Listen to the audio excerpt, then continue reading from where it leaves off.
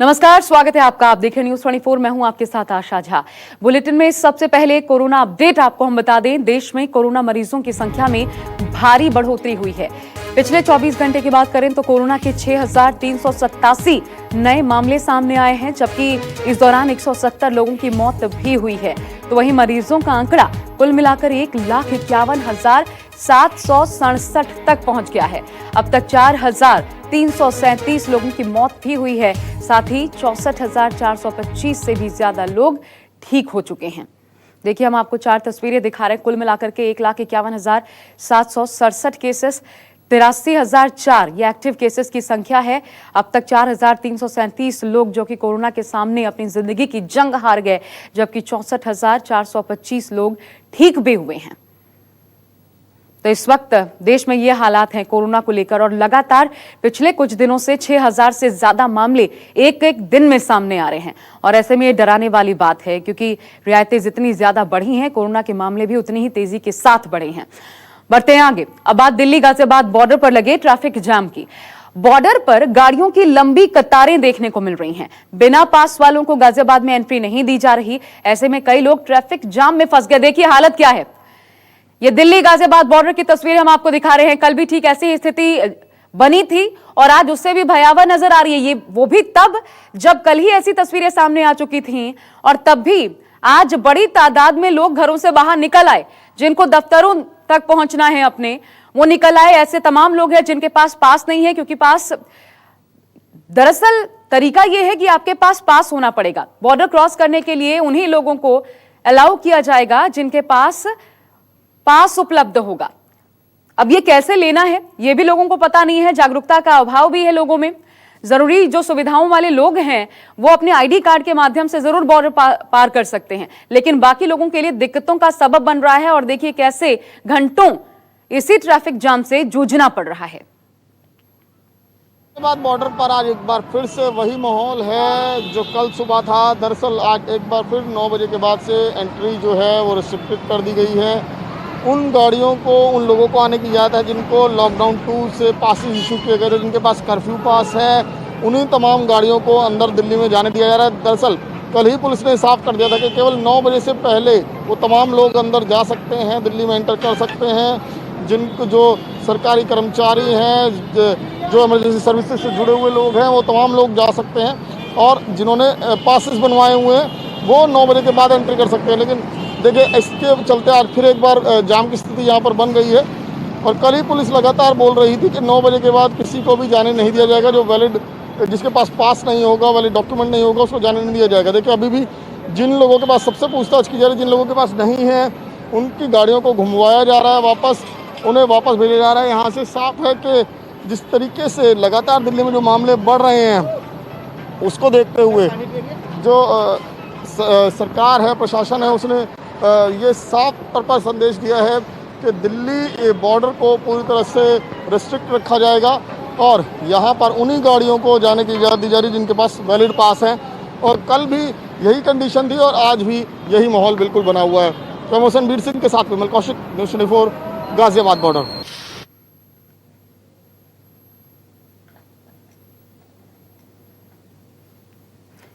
तो 2 तस्वीरें हम आपको दिखा रहे हैं। बिना पास के नो एंट्री है। कर्फ्यू पास आपके पास होना चाहिए और तभी आपको अलाउ किया जाएगा 9 बजे के बाद कि आप दिल्ली में एंटर कर पाएं। और अगर ऐसा नहीं है तो फिर आपको वापस घुमा दिया जाता है। लेकिन देखिए, जाहिर तौर पर जानकारियों का अभाव है। अभी लोगों के पास जानकारी उपलब्ध नहीं है कि आखिर आज क्या होना है। और क्या ये इसलिए भी क्योंकि अचानक से फैसला लिया गया। हम सीधा रुख करते हैं विमल कौशिक का। विमल, ये हालात बन क्यों रहे हैं? कल ठीक ऐसी स्थिति और शायद कल से भी भयावह आज की स्थिति है, क्योंकि कल जितनी ट्रैफिक नहीं थी उतना तो आज है। ये क्यों है सिचुएशन? लोगों को पता नहीं है या फिर डील नहीं कर पा रही है पुलिस?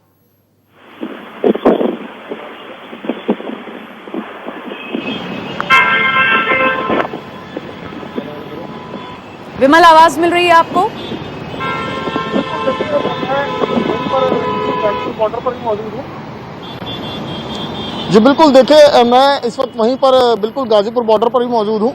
यहाँ पर देखिए आज भी ट्रैफिक काफ़ी ज़्यादा हो गया था, लेकिन फिलहाल ट्रैफिक को देखते हुए पुलिस ने तमाम जो बैरिकेड लगाए हुए थे उन्हें खोल दिया है और अब जाम जो है वो कम हो गया।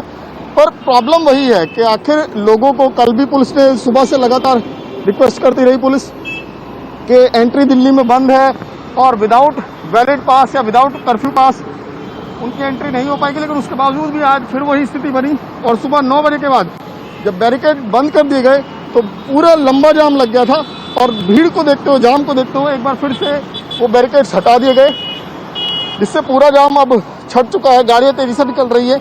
वो देखिए, वो मैं दिखाऊंगा बिल्कुल।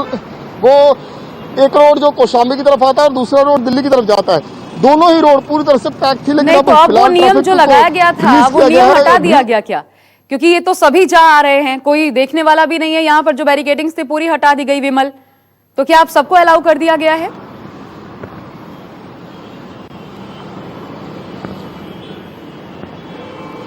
जी बिल्कुल, फिलहाल की तस्वीर देखकर तो यही लग रहा है कि सबको अलाउ कर दिया गया, क्योंकि जाम की स्थिति काफी बुरी हो गई थी। दिल्ली की तरफ से भी जो ट्रैफिक था, जो दिल्ली बॉर्डर पर अटका हुआ था, जो दिल्ली की तरफ से NH-24 की तरफ से ट्रैफिक आ रहा था, उसको भी पूरी तरह से खोल दिया गया और जो यहाँ से गाजियाबाद से जो दिल्ली में एंटर कर रहे हैं उनको भी खोल दिया गया है।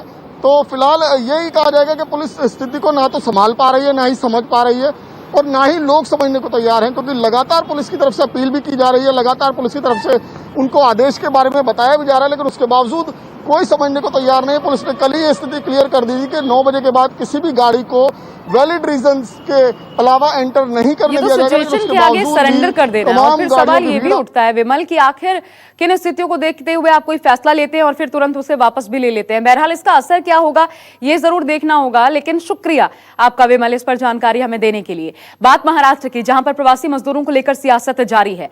श्रमिक स्पेशल ट्रेनों के आरोप प्रत्यारोप के बीच मुंबई से डराने वाली तस्वीर सामने आई है, जहां पर ट्रेन पकड़ने के आस में कई जगहों पर हजारों मजदूर जमा हो गए।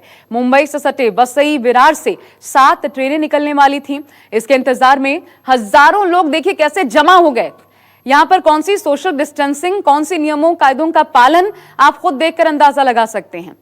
ये CST स्टेशन की भीड़ देखिए और दूसरी तरफ वसई, और दोनों जगहों पर ठीक एक जैसे हालात है, जैसे पुलिस ने इनके सामने सरेंडर कर दिया। क्योंकि जाहिर तौर पर इतनी बड़ी जब भीड़ है तो आखिर इसको काबू में कैसे किया जाए, कैसे समझाया जाए। और इन लोगों की भी गलती नहीं है, क्योंकि ये जो श्रमिक पहुंच रहे हैं बाकायदा इनके पास मैसेजेस होते हैं जिसके बूते पहुंचते हैं कहते हुए कि आज हमारी ट्रेन है, लेकिन वहां जाने के बाद पता चलता है कई ट्रेनें रद्द हो गई और कई ट्रेनें चलनी ही नहीं है। तो ये अपने आप में एक बहुत बड़ा कम्युनिकेशन गैप है।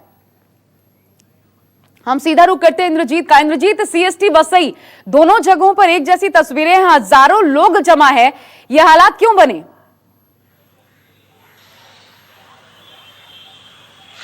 जी बिल्कुल, महाराष्ट्र में कल 3-4 जगहों पर इस तरह की तस्वीरें बन गई थी। CST में, LTT में, धारावी में, इसके अलावा वसई में 4 जगहों पे बड़ी संख्या में लोग जमा हो गए थे। और ये तस्वीर इसलिए बनी क्योंकि एक साथ रेलवे ने 145 ट्रेनें पूरे महाराष्ट्र के लिए कल छोड़ दी थी और राज्य सरकार में और जो रेलवे है उसमें कोऑर्डिनेशन की शायद कमी थी और इसके कारण बहुत राज्य सरकार उतने लोगों की व्यवस्था नहीं कर पाई कि किस तरह से इनको बसों से भेजा जाएगा, स्टेशन कैसे भेजा जाएगा।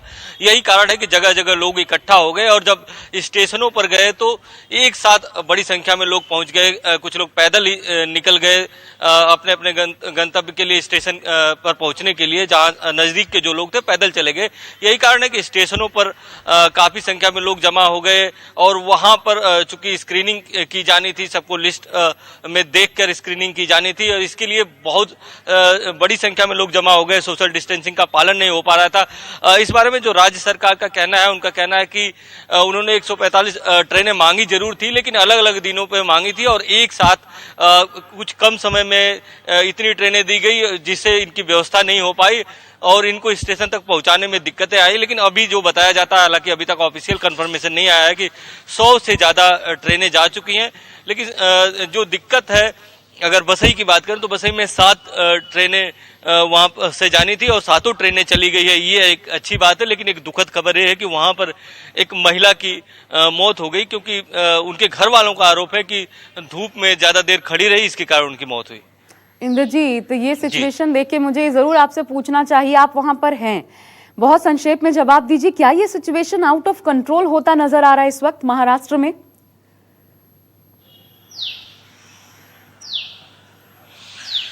बिल्कुल, अगर इस तस्वीर को देखें तो ऐसा लगता है कि आउट ऑफ कंट्रोल हो रहा है सिचुएशन। लेकिन आज महाराष्ट्र सरकार ने 11 बजे बैठक बुलाई है, जो महाविकास अघाड़ी है उसकी बैठक बुलाई गई है। मुख्यमंत्री खुद रहेंगे, इसके अलावा कई सीनियर मंत्री रहेंगे और इस विषय पर चर्चा होगी कैसे जो प्रवासी मजदूर हैं उनको घर भेजने की जो प्रक्रिया है उसको कैसे और स्मूथ बनाया जाए। दूसरे इस बात पे भी चर्चा होगी कि कैसे संक्रमण को और कम किया जाए। हालांकि 2-3 दिन के पिछले जो आंकड़े हैं थोड़े कम जरूर हैं, लेकिन अभी इतने कम नहीं है कि इससे आप संतुष्ट हो सके या कोई मुंबई कर या महाराष्ट्र के लोग संतुष्ट हो सके। और शायद यही वो तस्वीरें हैं जिसकी वजह से महाराष्ट्र में सियासत भी चरम पर है। बहरहाल शुक्रिया आपका इंद्रजीत इस पर विशेष जानकारी हम तक पहुंचाने के लिए। तो ये महाराष्ट्र का हाल है। लेकिन मुंबई से सटे वसई की बात करें तो वसई से यूपी के लिए 7 ट्रेनें रवाना हुई। गोरखपुर, भदोही, जौनपुर के लिए जाने वाली इन ट्रेनों को पकड़ने के लिए प्रवासियों की भारी भीड़ जमा हो गई और इसी दौरान 57 साल के जिनका जिक्र इंद्रजीत भी कर रहे थे, बुजुर्ग महिला, उनकी मौत हो गई। डॉक्टरों के मुताबिक मौत हार्ट अटैक के चलते हुई और उन्हें पहले से ही डायबिटीज और ब्लड प्रेशर की बीमारी भी थी। 57 साल महज इस महिला की उम्र थी और इनकी मौत हो गई।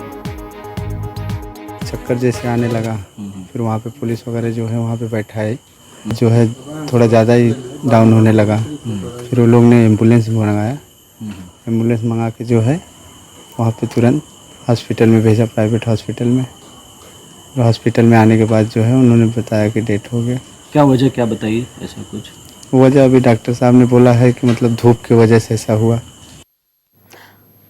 और इन स्थितियों को देखते हुए मुंबई में सीएम के आधिकारिक निवास वर्षा पर आज सुबह महाविकास अघाड़ी की एक अहम बैठक भी होगी। बैठक में शरद पवार, उद्धव ठाकरे समेत कांग्रेस के तमाम नेता शामिल होंगे। महाराष्ट्र की सियासत से जुड़ी बड़ी खबर आपको बता रहे हैं। पहले ही यहां पर सियासत चरम पर है, लेकिन एक और बैठक किए जाने की खबर सामने आ रही है। 11 बजे बैठक होगी, जैसा कि इंद्रजीत जानकारी दे रहे थे। कांग्रेस, एनसीपी और शिवसेना के बड़े नेता इस बैठक में शामिल होंगे, क्योंकि महाराष्ट्र में सिचुएशन जो है आप देख सकते हैं, तमाम स्टेशनों पर एक बहुत बड़ा अभाव नजर आता है समन्वय का, कि किस तरीके से डील किया जाए सिचुएशन को, वो समझ ही नहीं आ रहा शायद महाराष्ट्र में।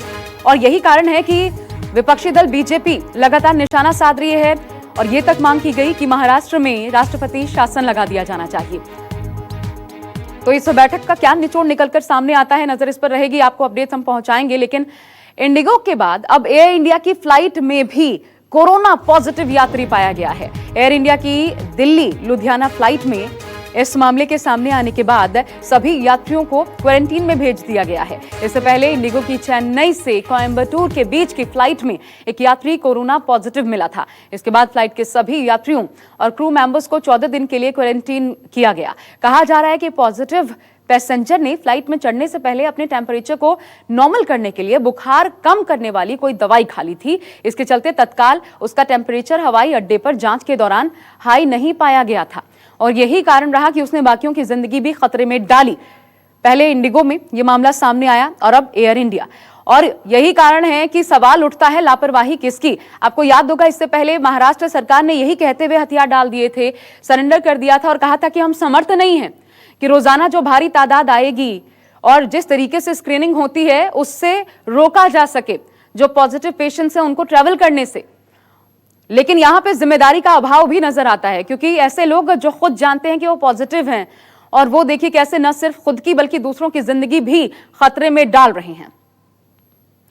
और विमानों में कोरोना के ऐसे मरीज मिलने से अब कुछ सवाल भी खड़े हो रहे हैं और वो सवाल जिन पर सोचना भी बहुत ज्यादा जरूरी हो जाता है, वो सवाल भी हम आपके सामने रखते हैं। और देखिए, उससे पहले एयर इंडिया का बयान देख लीजिए। संक्रमित यात्री एयरलाइंस एयर के सुरक्षा विभाग में काम करता है। वो पेड टिकट पर यात्रा कर रहा था। यात्री के पॉजिटिव पाए जाने के बाद सभी यात्रियों को क्वारंटीन कर दिया गया है। लेकिन इससे बात बनेगी नहीं, क्योंकि एक व्यक्ति के चलते बाकी सभी भी खतरे की जद में आ गए हैं। और ऐसे में आप ये कैसे सुनिश्चित करेंगे कि जितने भी लोग ट्रैवल कर रहे हैं उनमें कोई पॉजिटिव नहीं है, कोरोना पॉजिटिव नहीं है, क्योंकि लोग अपनी जिम्मेदारी निभाने को तैयार नहीं हैं। हम सीधा रुख करते हैं मनीष कुमार का, मेरे साथ मेरे सहयोगी जुड़ गए हैं। मनीष, यही वो बातें हैं जिसके तहत महाराष्ट्र सरकार ने पहले कहा था कि हम असमर्थ हैं और सवाल उठाए थे कि आप कैसे, जो एसिम्प्टोमेटिक है या जिनमें कोई लक्षण नहीं है, जैसे ये आदमी जिसने बुखार में दवाई खा ली उसका टेम्परेचर नॉर्मल हो गया, फिर ये तो रिस्क फैक्टर काम कर रहा है यहाँ पे कि आप रिस्क लेकर परिचालन कर रहे हैं, हवाई सेवा का। बिल्कुल आशा, और दो घटनाएं ऐसी हुई हैं। एक महिला जो चेन्नई से यात्री गया था, उसने भी ऐसे ही दवा खा ली और बाद में पता चला कि कोरोना पॉजिटिव निकला। इंडिगो की फ्लाइट पे वो सवार था और में रास्ता सभी यात्रियों को क्वारंटाइन के लिए भेजा गया। और वही दिल्ली से लुधियाना के मामले में हुआ है, जब एक यात्री जो है दवा खा लेता है और उसके बाद वो सफर करता है। तो जाहिर तौर पर आप देखिए, एयरपोर्ट पे तमाम व्यवस्थाएं की गई है, लोगों की स्क्रीनिंग की जा रही है, आरोग्य सेतु ऐप के जरिए लोगों की पहचान की जा रही है, लोगों से डिक्लेरेशन फॉर्म भी भरवाया जा रहा है, और तमाम स्क्रीनिंग के बावजूद इस तरीके से लोग बच निकल रहे हैं। तो जो आम नागरिक है उनके तौर पे लापरवाही इसको कही जा सकती है आशा, कि वो बाकियों की जिंदगी को जोखिम में डाल रहे हैं। विमान में कई लोग सवार होंगे, सबको क्वारंटाइन में रहना होगा, किसकी तबीयत क्या स्थिति होगी। तो ये लापरवाही साफ तौर पे नजर आ रही है। जाहिर तौर पर इसी के चलते यही महाराष्ट्र सरकार ने और कुछ अन्य सरकारों ने भी इसी खतरे को लेकर आगाह भी किया था। लेकिन आपको पता है कि NDMA, national disaster management act जो कानून है, उसके तहत ऐसे लोगों पे कार्रवाई का पूरा प्रावधान है जो दूसरों के जीवन को जोखिम में डालते हैं। तो जाहिर तौर पर फिलहाल उसको क्वारंटाइन किया गया है, लेकिन दूसरे लोगों के जीवन को जोखिम में डालने के लिए उस पर सख्त कानूनी कार्रवाई भी की जाएगी। लेकिन जाहिर तौर पर अब प्रशासन को और ज्यादा अलर्ट रहना होगा। एयरपोर्ट प्रशासन, मनीष, नागरिक उड्डयन मंत्रालय का इस पर स्टैंड क्या है? नागरिक उड्डयन मंत्रालय ने आशा अभी तक इस पे अपना स्टैंड क्लियर नहीं किया है, लेकिन जाहिर तौर पर हमारे एयरपोर्ट के अधिकारियों से बातचीत हुई तो अनौपचारिक तौर से उन्होंने कहा कि हमें अब और ज्यादा नजर रखनी होगी, हर यात्रियों को सोशल डिस्टेंसिंग का ज्यादा पालन करना होगा और हर यात्री की सही ढंग से तहकीकात करनी होगी कि ऐसा तो नहीं कि वो हमें आग से धूल झोंककर और जा रहा। तो जाहिर तौर पर इस बात का ख्याल रखना होगा और एयरलाइंस भी इस बात इन दो घटनाओं के सामने आने के बाद अब काफी अलर्ट मोड में है। शुक्रिया आपका मनीष इस जानकारी के लिए। और पटना एयरपोर्ट की भी बात कर लेते हैं। आपको बता दें, पटना एयरपोर्ट पर 2 यात्री कोरोना संदिग्ध पाए गए हैं। बताया जा रहा है कि ये दोनों यात्री पटना से दिल्ली आ रहे थे। थर्मल स्क्रीनिंग के दौरान हालांकि ये दोनों यात्री संदिग्ध नजर आए। इसके बाद इन्हें एनएमसीएच भेजा गया ताकि इनका सैंपल जांच के लिए लिया जा सके और टेस्ट किया जा सके। लेकिन देखिए, फिर यहां पर जिम्मेदारी की कमी देखने को मिली।